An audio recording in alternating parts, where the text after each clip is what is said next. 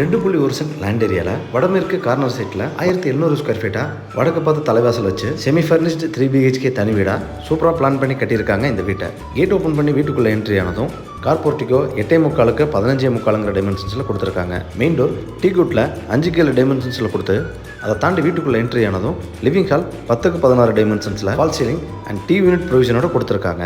வீட்டோட சவுத் ஈஸ்டில் kitchen 10x8 டைமென்ஷன்ஸில் modular டைப்பில் கொடுத்துருக்காங்க.